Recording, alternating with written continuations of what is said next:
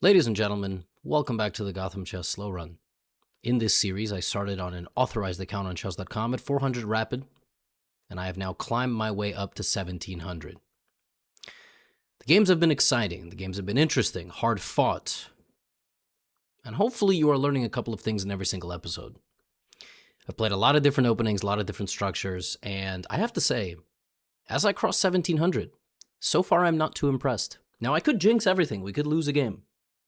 But so far, 1700 has been easier than 16 and 1500 in the first three games. As always, this series is brought to you by me. If you like my content, you can check out Chessly, my educational platform. You can pre-order yourself How to Win at Chess Next Level. You can get a ticket for the tour. A lot of people at the tour will also get a signed book in Europe. So, yeah, that's the intro. Let's go. Episode number 44. Maybe we will be impressed with some of the games that we are playing right now. Here we go. My opponent plays knight f3. Wow, this is an opening that I have not faced yet. They're ready. There's a lot of ways to play this opening. I'm going to simply take the center. And my opponent pre-moved this.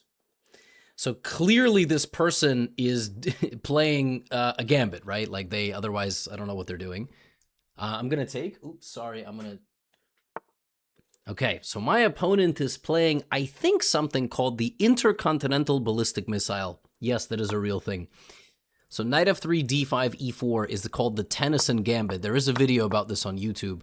And White's idea is to play bishop to c4, and then, you know, there's some, I'll show you the exact trick I'm talking about afterward. I don't remember the top move of the computer here. I think it's queen d5, as ridiculous as that is, but like, if you don't know that and you just play a normal game of chess, which is exactly what we are about to do, you'll realize very quickly, like, you're going to be fine. If you take, there is one trick, which is queen to f3. Me personally, I just like to shut down all the fun, just develop my pieces. Yeah, my opponent's going to play with the knight. And I think if I take queen here, you know, this is under attack, and that could be very slightly annoying. So you can just play pawn to h6, or frankly, even like any move here.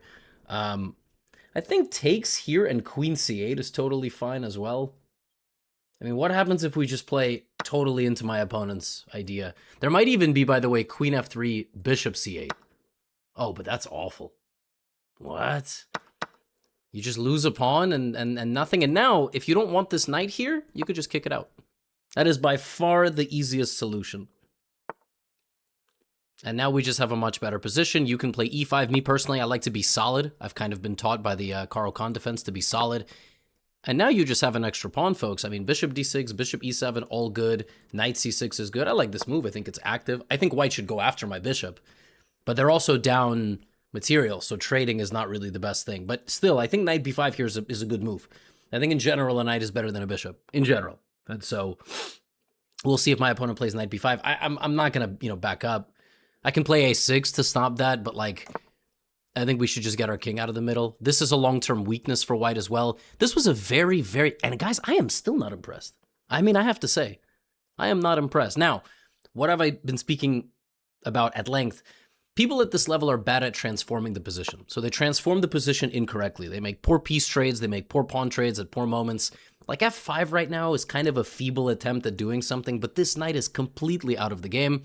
I could have played knight to d5. That's actually not the world's worst transformation, trying to get this pawn to be undoubled. That's why I'm going to go knight to d5. Because if my opponent takes my bishop, I take that bishop, and I actually don't want to help my opponent's pawn structure, right? So now if the opponent backs up, they would just be losing another pawn. My opponent might calculate bishop f2, knight takes, but that doesn't even do anything. And bishop d2 is... maybe it's okay. Maybe it's not completely terrible. We're going to see... ooh, that I hate, though. That move I really hate. I mean, I can avoid this trade if I want. Like, this is very unnecessary, but... in general, I would say make progress in the position. Like knight to d4 is a good progress type of move. f5 is not awful, but it's a little weakening if you play f5. Like your pawn on e6 won't really enjoy that. Let's play knight to d4 and then anchor in this knight with a pawn on c5. So my opponent's going to go queen f2, of course, targeting the knight, and then I'm going to play pawn to c5, defending the knight. And just, I made a little bit of progress. I established, a dominant blockade there. And then this is a nice move, anchoring it with the knight, and then playing knight to b4, attacking the pawn, attacking c2. My bishop is just a comfortable defensive piece. That's just a fork. Now this move makes plenty of sense.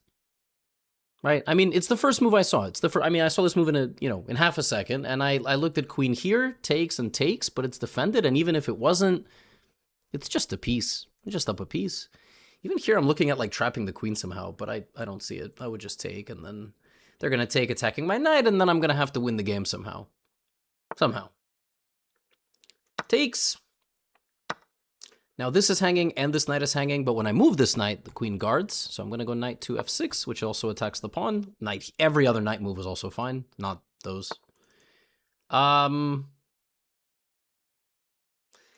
looking at knight e4. It also looks safe. It's weird when you have two knights like this, because the queen can actually attack both of them. But then I can just move. Or I can even defend. You know, I can bring my queen up. Also, in some positions, this knight's not even hanging, right? That knight's not even hanging because I have some attack like this. In fact, I mean, this looks really... Let's go forward like this with the queen, I think. If bishop e3, we always have knight f5. If the knight gets attacked again, we just move it. Yeah, but okay, I can bring my rook. I can move the knight. Let's move the knight. That opens up a queen trade, opens up a trade here. And... if the bishop ever goes anywhere, I always have bishop to c5 as well, which is just brutal. And now I have a passed pawn, so my pawn's also moving down the board.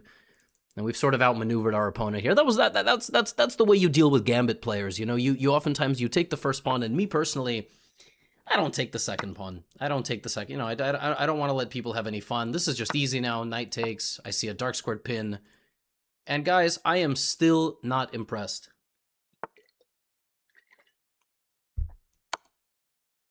I'm just not impressed. I'm sorry. Let's ruin the... Let's wreck it, Ralph. Let's just go g5. Of course I can bring my rook. I'm not pushing because the rook is seeing my knight. But the second the rook moves...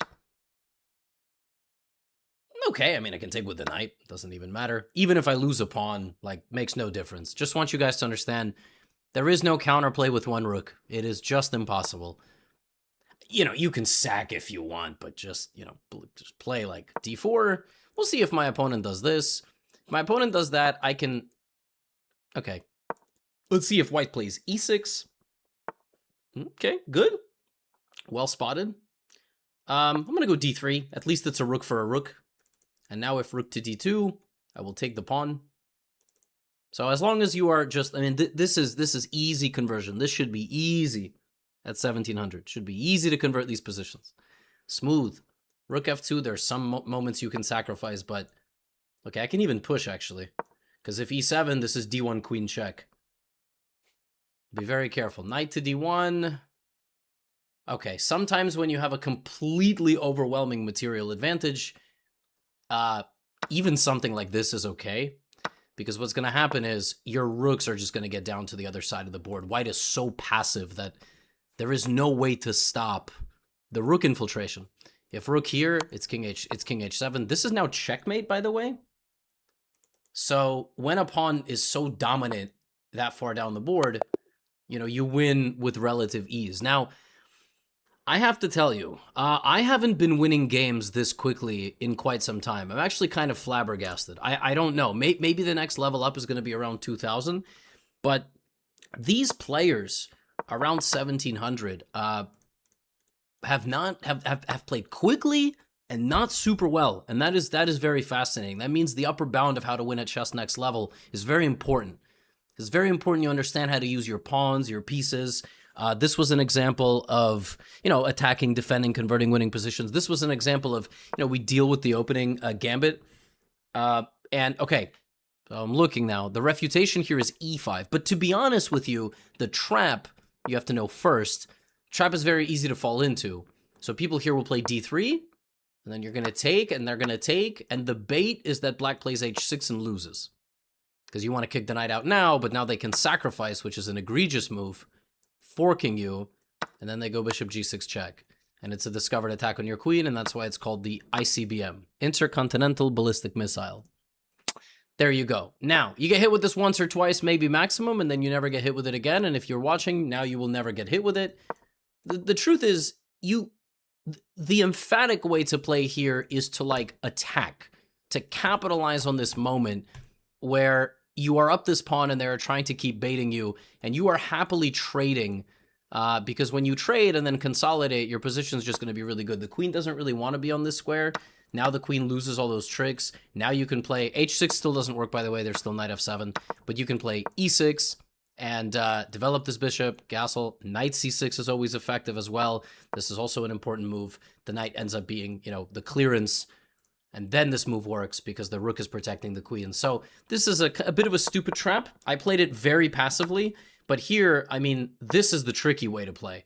And then here, many people with black, they panic a little bit. You know, they see this, then they go back. And of course, now white has a massive lead in development. And this is something. But the way my opponent played, like getting this weak, you know, now this is there. And I mean, we just played a very smooth game. By the way, I keep saying, Chapter 1 of How to Win at Chess Master Level, which is going to come out in 1.5 years, hopefully, is people trading, they're transforming the game the wrong way.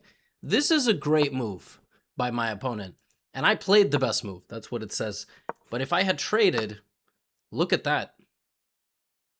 Only minus 1.2. Isn't that fascinating? It's 2.4 if I play the way I played in the game, leaving these pawns hanging, just kind of standing around. But how many of us would just be like, oh, it's a fair trade. I'm up material. Obviously, I just trade. You don't even realize, like, to what extent you improve white's position with this. And actually, it can get very bad very quickly. Let's say here, you can't play queen f6 because of e5, so you go queen e7.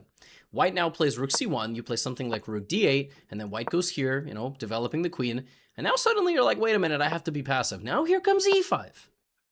Now you have only one move not to lose a bishop. Now you're getting kicked around by the bishop. Now all of a sudden, you've lost material. How did that happen? And you only have one way to save it, which is bishop b6. You haven't quite lost. You have to find this little trick, but like suddenly white's position is alive. Meanwhile, in this game, I didn't want to trade, and then I went knight d4, and you know the game should have continued with me establishing this very powerful central presence, and then maybe playing rook c8 and knight b4, and well, my opponent just walked right into a fork. And it's also about capitalizing on your opponent's mistakes, and not a lot of people do that. That's really the truth. You watch this and you're like, wait a minute, this doesn't happen at my level. Okay, my opponent plays the French defense and plays it very quickly. So my favorite way, in general, I think the best way to meet the French defense is something with like e5, the advanced variation. My favorite way to play against the French is actually, I mean, I've never played this before, but it's a gambit. It's a gambit where you give away the pawn on e4. This is called papaticulat gambit. Now, my opponent doesn't accept the gambit. They actually don't accept what I'm doing. So now we attack the knight. And I've actually played like this against Julian Song. I had a match. You build up a big center like this. And in this position, you just, what you do from here is you play like c3, you know, and you just keep slowly building up your structure on this side of the board. You don't allow, I know this bishop is bad, but actually in the long run, it's not going to be a bad piece. Because you're going to play bishop here. You're going to play bishop and knight and castle, and you're going to have attacking possibilities because black is going to really struggle here with the lack of space. Most French players go f6 here. We can always play f4. Bishop b4 is, I don't think it's a stupid move, but let's go knight d2, not knight c3. And now we can, I mean, we can do a few things. We can develop our bishop. We can develop the knight. I kind of want to kick this bishop out. Like, what is it? I mean, I don't want it here. If they trade, we're happy. If they stay, we kick them out more. If they go all the way back, that's a win for us. We can always play f4 and take more space. Bishop d3 right away is also a nice move. Like, I like this because I really like this pointed diagonal. And now I never know if I should play with my pawn or with my knight, or if I should bring my queen out to be hyper aggressive. We see that the knight has pressure over here. Yeah, I'm not sure. You know, f4 and then knight f3, or just knight f3. Let's go knight f3. We'll see if we were right or wrong. Black has to go f6 in the French structure. Otherwise, black's position is just very bad. And the thing is, now, because we have these monsters pointed in this direction, we're going to be looking for moves like queen b1, h4. There's even some lines we could play Greek if sacrifice, maybe, with knight g5. So there's the move f6. Now, I don't want to take, because actually we are properly reinforced in the middle. I am also looking at queen b1 now. h6 might happen. But let's just castle. If we have a trade here, you know, Okay, we have no trade. Never mind. I mean, rook e1 doesn't look like an unreasonable move. Just, again, it's all about this. We are building that up. I might go b4 here to also counter this expansion. Like, if my opponent tries to get the knight out, we just don't allow it. So next is like here, here, here. Honestly, if I could switch spots with my bishop and my queen, I will do it. The problem is if black plays f5.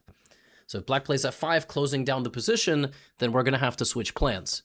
There it is. So there's the move f5. Now, one way to break apart the position here is actually to play something like maybe h3, which is kind of a crazy move, but we're just trying to go g4.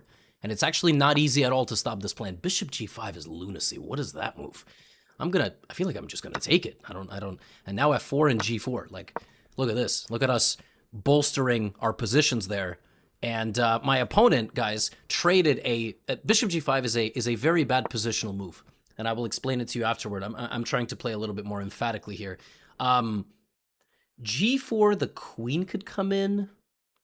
I'm not a massive fan of that, but even let's go G4. Let's show you how to attack when you have a space advantage. This is going to be an example of using a space advantage to launch a full-scale attack on the opponent. You know, okay, but we're just going to come forward with the king. The king can also be a defensive piece, you know? And if pawn takes, and rook h1 is coming in. Black should not allow this. Black absolutely should have bolstered the position, but it's not easy because knight f3 is coming, and then we're going to keep avalanching down that side of the board. My opponent traded their dark squared bishop, the dark squared bishop on g5, but this is a very bad positional move because the amount of pawns they have on the light squares is 6 out of their 7 pawns. A bunch of children just giggled. If you have a bunch of pawns on light squares, you cannot trade your dark squared bishop because your light squared bishop is going to be a major, major problem. And as we see here, black is suffocating, gasping for air. I mean, I shouldn't take. This is a very nice move, by the way. I like this move a lot, trying to bolster this and capture. But, I mean, I think if I play this correctly, we should overwhelm here. We should get a dominant positional advantage. Let's go knight f3, so the queen has to go back. That was a bit of a lousy move, actually. That was a bit of a lousy move. I don't like the move that I just played. I don't love this move because, yeah, now the queen is going to come in with an attack, although I don't actually think that's a threat. But now I have to think of a move. I really didn't want to go here because you lock up the position, but yeah, now queen h5 is a little bit goofy, a little bit cramped. But honestly, what's kind of incredible about this position is that, I mean, I can infiltrate from all over the place. And there's something really cool that could happen here. So I'm going to go rook c1. And when my opponent goes knight g6, which is a very natural follow-up, I can play defense and offense with my king. My king can go to g3, which is sort of sick. Rook c7 here, rook on the 7th rank, even in a middle game, is very effective. So the knight is going to come to g6. And I mean, this is crazy. What a position. I can play defense with my king, which is sort of insane. But I don't really want to play defense with my king. I don't want to do that. I feel like it's a better option to like move my queen or something. But yeah, somehow my opponent has survived the worst of it. They have survived the worst of it, which is slightly disappointing. I haven't gotten as good of a position as I would have liked, but I think king g3 is just completely effective, which is kind of hilarious. I mean, I have to say, like, the queen is totally locked out of the game. It's very funny. It's very, very unnatural that something like this happens. But h6 is there. h6 is, you know, you could play h6. Wow, how am I not just like, oh my goodness. So if I move my knight, there's always queen h4. So it's not that simple. Oh man, I really wish this was easier to win for me. All right, I mean, I don't really want to take, but I guess I will. Ooh. No. Like, how can I take? I'm gonna back up. I don't love this. I mean, this rook is terrible. It's not a good rook. It's so passive. But I feel like I played overly creative. I need to put this bishop to defend this f4 pawn. That's what I need to do. I need to do something like this. This is definitely This is slipping a little bit. I'm not loving this. I'm gonna have to put my bishop here, and I think black is getting a little bit of play going on this side of the board. For the first time, I've been a little nervous.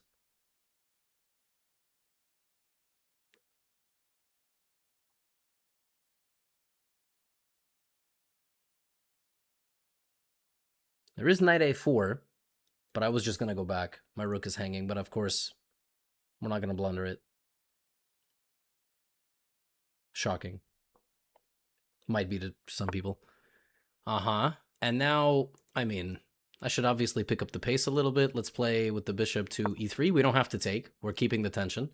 I repositioned so I could put the other rook there, maybe, like move my queen, and then I'm just worried something bad is going to happen here. That queen is going to maybe escape. They can't really move the knight. They can't even move the queen. Knight a4 is to be expected. I can sack my queen and win the rook, but that... wait a minute. This is the classic overload tactic. What am I talking about? They just blundered. Oh, no. Classic overload tactic. Bishop is defending two things, and I think they needed to do something there. This kind of felt like the hotspot of the position, this other side of the board, and, you know, maybe h6 should have been played, but it probably didn't feel correct for my opponent to start a battle over there. And to be fair, I mean, you are playing without a queen, and oh my goodness, now you will lose it. Oh, no. And now they resign. Yeah. No, but now you have a nice weapon against the French defense. In general, I think the Caro-Kann is just a better version of the French defense. So I think if you want to play the French, the Caro-Kann's better because you're going to get your light-scored bishop out in a lot of positions. The Scandinavian is better. The French, even, you know, even the advanced, the straight-up advanced variation, if you learn like this and just a couple of variations where you just don't give up the center, black is... people are just not that good at maneuvering. I mean, I was much more impressed in this game than the previous couple of games, but yeah, still, I don't know. This felt... But now you know this nice line. This is a very fun variation, you know? You get a very nice position, and as we saw in this game, you know, black was gasping for air. Like, I really shut things down. I did not let black get into the game, didn't allow them to develop any pieces. This type of move here to maybe poke... And bishop g5, what did I say about 1500s, 1600s, 1700s? The very first chapter of my next book, How to Win at Chess Master Level. I know I say next level because it's like available, right? You can pre-order it. But the final book is that people from 1700 to like 2200 at the lower bound do not know how to transform a game. And here my opponent should have slow played it. Slow, maneuvering game. This cannot be played. It triples the evaluation almost. I thought it showed 1.5, but it's only showing 1.3. But, you know, like just how quickly, you know, we build up some sort of attack. And for the record, I didn't have to attack. I mean, I could have just played like queen b3, rook c1, double, push, bishop, push, knight f3. You are so congested here. I went for this, and my opponent played quite well, I think. You know, they brought the queen to h4, and then they brought the knight. This was a really nice move. This is probably the best move that my opponent played. Knight e7. Again, I don't have the book here, but knight e7 to f5 into g6 is a reroute, and that is chapter 3 of that book. So if you're not convinced yet, How to Win at Chess Next Level comes out October 2026. We have, you know, rerouting the knight to a better spot, and honestly, I didn't, you know, this was a little bit too much, and actually... Wow, the computer actually prefers black's position. Not after knight g6, but it actually, that's incredible. So my move g5, trying to shut down the position over here, yeah, this was too risky. I mean, I'm going to be very honest. I played g4 purely out of arrogance. G4 was a very slow run type of move. Speed run, educational, whatever. I just thought the way that my opponent was playing, I was going to win no matter what. And that was hubris. And then then I weakened my king for no good reason. I thought I was just going to break through here. And like suddenly the position's just equal. And then of course they blundered.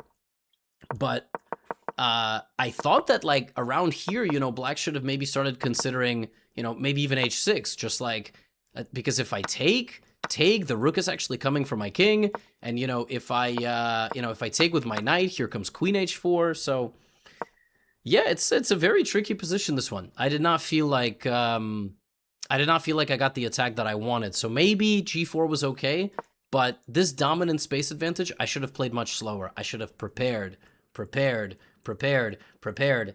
And that shows you that arrogance will be will be your worst enemy at my level or even your level, because my opponent definitely didn't feel like they had a better position, but I certainly felt like I had ran my pieces into a wall a little bit, and G4 was not the way to go. So there you go. I should have switched plans. But as I said in the beginning, the attack is usually, the ideas are usually launch some sort of big attack that way, and that was incorrect there. So quite fascinating. Let's play another e4. So the last few e4s we played, we had Caro-Kann, French, Sicilian. I'm going to show you my favorite Sicilian defense. This is also in my e4 course, and it's the move a3. Now, most people are going to go knight c6 here, but many people are going to play, okay, they're going to play something else. e5 is a bit of a weird move, but the idea was to play b4. Now that we can't do that, and black put 2 pawns on light squares, we are going to fight for the light squares. So we are just going to go bishop c4, d3, and f4. We're going to play this a little bit like a Vienna. So we completely control the d5 square. Now I would like to play f4 next. So next is knight f3 and short castle, and the f file will be open, right? When we go for some sort of attack. Now bishop g4, I was just about to say about this move, we are of course going to, now we are going to ask what's going to happen here. Probably my opponent's going to take and try to jump in with the knight, thinking they attack my queen and my pawn, and thinking like I'm an idiot and I'm going to blunder something. And they're not completely wrong about me being an idiot, but I am not going to blunder anything. And now you have several choices. You actually, I think, can return to the home square here, because my idea would be to get rid of the knight with knight to e2, and I can't do that if my queen is on f2. Only thing about going here is, like, is there some problems on that diagonal? And I don't think so. I don't think there's any problems on that diagonal, so I'm actually going to return to the home square, castle, and play knight to e2. That's my plan. I'm going to get rid of this knight. I don't think there's anything here. I looked at, like, they might go knight h7. a6 is just slow. I've been saying words like that, slow. It just feels slow to play like that. You're going to play b5, and then what? I'm going to just go back, which is the benefit of having the pawn on a3. I guess a6 was maybe played to stop this. Maybe. Okay, so my plan was knight e2.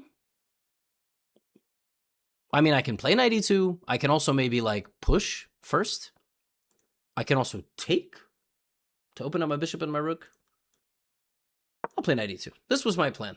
I wanted to trade this knight. I also, what I also could have gone is knight there.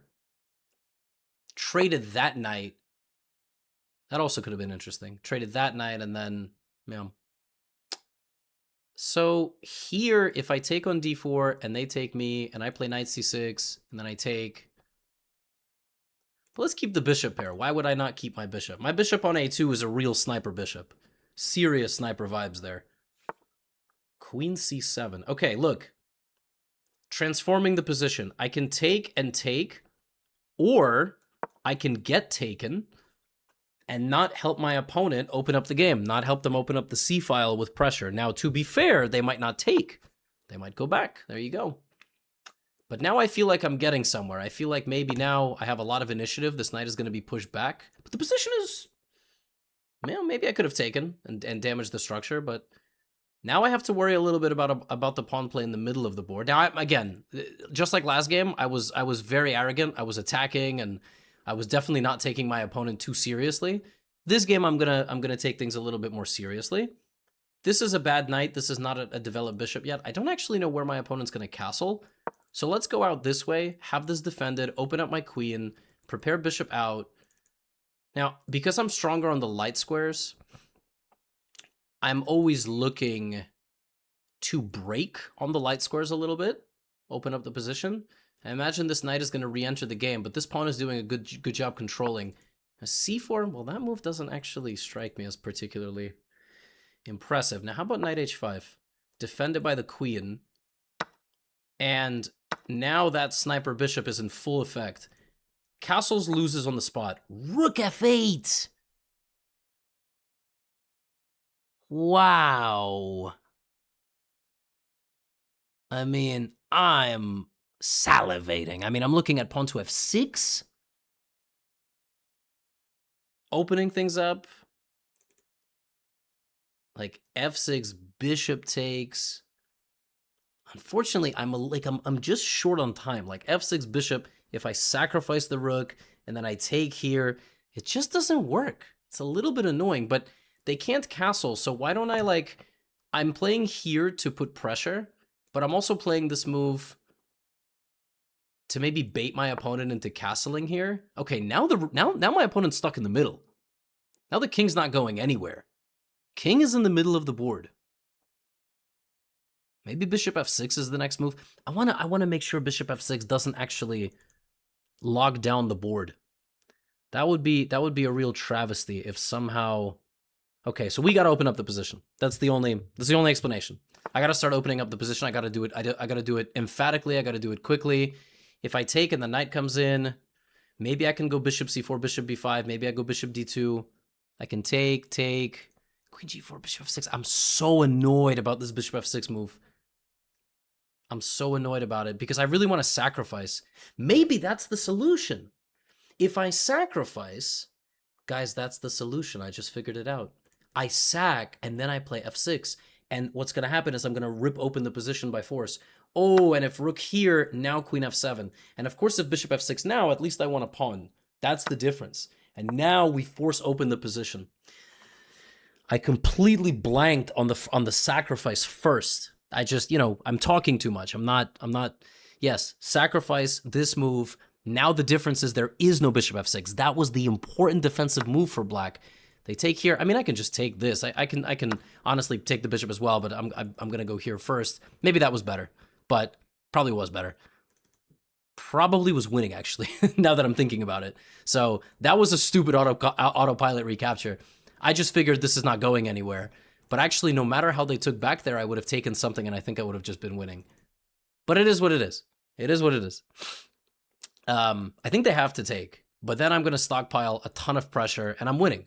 And my knight is better than the bishop because they have too many pawns on dark squares, which makes my light-squared bishop really powerful. Bishop h6 was a very nice tactic, and oftentimes when you have such a space advantage with pressure and everything, there's almost always going to be some sort of a breakthrough. And now queen e7 loses to bishop c6 and rook e6, and everything is losing now for black. Because what's going to happen is I'm going to pressure this. I'm winning another pawn, and you are just completely dominated here. Yeah. I don't know if I actually have a threat, per se. I mean, I could just play, like...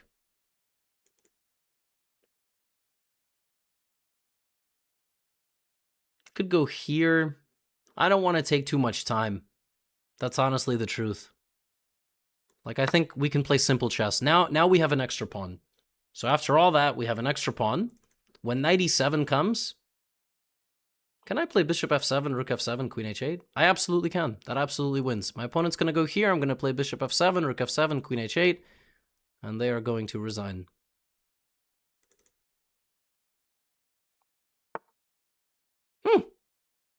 That's a good move. Defending everything. But it's just too passive. I think it's just too passive. First thing I consider here, just bring this guy. Just bring this guy. So queen a5... goes here, but loses d6, and you just cannot afford to lose anything right now as black. Now, I don't have a specific threat, I don't think. I'm always looking at some sort of bishop f7, but just we slowly encroach, and the truth is, okay, that move we can take with the bishop, but we could take with the... I mean, they're going for a check, that's what they're going for, but... Then I take on a6. King h1 is probably just fine. King h2 is probably just fine. Nothing to think about here, really. We have 2 pawns up now, and maybe 3 pawns up. And when they go a5, we go here. It's all falling apart. This is positional domination turned into a tactical beatdown. This is kind of, what this has become. I can grab this pawn. They're gonna take this, but everything is defended. Now I come back and I pin the rook. And actually, I just realized when they go here, I was originally going to play rook takes d6, but rook c1 attacks the queen, is defended, and yeah, that's... The brutal thing about a really dominant position is sometimes, like, everything works out. All the mechanics of the position just work out beautifully in your favor. And this was a nice positional game. We used good positional... understanding to then fuel an attack. And of course, bishop takes h6 is kind of like the knockout punch. Honestly, I know that everything I talk about in this series just sounds like I'm promoting my books, but the reason for that is I'm honestly very excited that I have found a way to create terms and concepts around some of these things that I've noticed that come up in games. And I have found a way to break this down for you in a way that I think is very unique. I don't think a lot of other people are doing this, if any at all. And the way I talked about it is, transformation of position, right? I've talked about that a lot. You've probably heard about me talk about it a lot. And the critical moment. Every game has a couple of critical moments where you have to just kind of like lock in and find the right move. And right here was that critical moment. This idea for us to break up the structure there was okay, but bishop takes h6 and f6, that is the critical moment. That is like, you have pressure. Do you have a knockout punch or not? And okay, to be fair, a4 was bad. Kind of. It was honestly not so terrible because even if I had opened the A file, that would have been a huge win for me. I would have had an infiltration point in the position. But then I was like, what am I doing? I have this. And I calculated the defensive measure, which was this, and my opponent resigned. They resigned the game, and I had calculated that out. Now we are going to see, was bishop takes h6 the best move? We're going to look at the whole game as always. So Sicilian variation, a3. Inherently, the idea of a3 is that after they play the most common move, knight c6, b4, take, it's a gambit, and then you get this big center, and like over 80% of people here at amateur level play d5 probably, or maybe 3/4, and this move almost immediately runs into knight a3. So if you're around 1500 plus, and you've already got kind of the capacity to memorize certain openings and ideas, this is something you should really consider. You really should consider this because, and again, best way to learn it is through yours truly. It's all available for, in terms of like free material. But yeah, my opponent played e5, and I hope you kind of understood how to play this double pawn position where you get the light square control, and then you play f4, and this is the way that I played, and I got rid of this bishop quite quickly. And here, both options are okay, but I wanted to trade the knight, which is why I went here. Then I castled. And then I played knight e2. I played my plan. Now, the computer here makes a transformation in the position that is very smart. The computer is like, we can open up the bishop and we can open up the rook, so trade the pawn before you do anything else.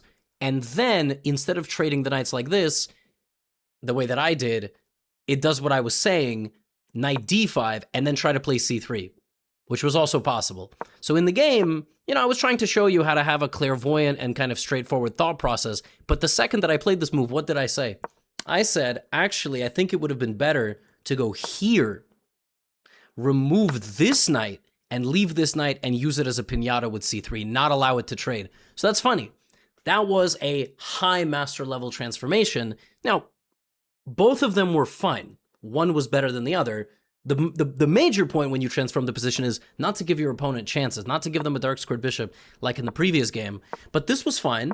This was all good. And so now in an interesting moment here. So, okay, the computer thinks knight takes d4 is fine. It also thinks c3 is fine. It thinks c3 is a little bit worse. A little bit worse, like 0.7 versus 0.9. My opponent, by the way, instead of taking, brought their knight back and got it hit around a bunch. And look at that for a transformation. It would have been better for them to trade knights with me and proceed in the game than to keep their knight on the board and put it all the way back here. So this is exactly what I'm saying. So people misevaluate, like this is 0.6, this is 1.2. You voluntarily run your knight all the way back. And so now, what was my next move here? I was like, so what are my worst placed pieces? My knight or my bishop, right? The top move of the computer here is, wow, it's actually crazy. It's bishop d5, which is never play a move like bishop d5. The idea of bishop d5 is to try to trade this knight for the bishop and limit this knight from re-entering the game. Very computer-like.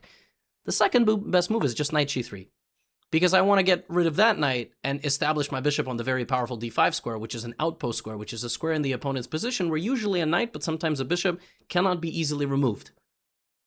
That's also in How to Win a Chess Next Level. So this is the way you're going to start thinking about your games. By the way, guys, the whole reason I went knight g3, knight h5 is I wanted to transform the game in a way to remove the knight and destabilize the light squares in the middle of the board. Now the best move is knight h5, and this is not a good trade. This is maybe the last moment here. Already I can play the move f6. In fact, I should play the move f6 according to the, wow. The computer wants me to play... Can I play bishop h6 now? No, because the bishop is not trapped. But it wants f6. The computer wants me to sacrifice this pawn and then sacrifice the bishop, get it pinned, sacrifice the rook, and I am still so dominant with my bishops it thinks that white is better. I don't know if I would invest a full piece for a rook into some situation like this, but isn't this just absolutely fascinating? Like, you know, I played bishop d5 and then rook d8, and now the best move is, yeah, it's a mix of f6 and bishop h6, and here my opponent should have played, well, it's all around the same. Here, these moves are +3, +4, my move is still +2.5, but the move here that holds the position together is bishop f6. Black has to play this move and accept that they don't want to open the position here, that they do, that they will open it, but then of course I would have went here, I would have went here, I would have went here, so it's just not very comfortable. And then when this move happened, right away I was like, wait a minute. And still, instead of the move that I played, Stockfish wants to go here, I'm looking at it, take and sack the rook, which is crazy. This is the way that it wants to play. But we did it like this, and folks, here I autopiloted, I took back the pawn on c3 and the position is +5, but actually if I took an e7, I'm attacking everything, and any way you take back with, you lose, because if you take with the queen, I take the knight. If you take with the knight, I take on f7. If you take with the king, I take on f7. So that was stupid.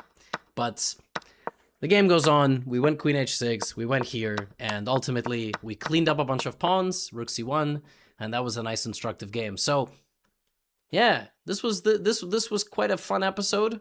We played 3 games. In the first game, it was the intercontinental ballistic missile. That's what it was. So I taught you how to fight that off. A little bit of a crazy gambit, and then in the next 2 games we had a mix of positional chess with how to start an attack properly, like we did in this game, and improperly, like we did in the previous game. But of course, still things are decided by blunders. We have 157 wins in a row in the slow run, and we keep climbing. 1750 is next. As I said in the intro, if you want to support the channel, you want to go on tour with me in Europe, it's going to be a lot of fun. We're going to have a lot of special guests, exhibition matches, blindfolds, signed copies, meet and greet, picture with me, etc. Audience Q&A, live Guess the Elo. See you there, October, November. For now, I will be going to the Esports World Cup. So this episode might be posted when I'm already there. And, you know, the book and everything, and get out of here.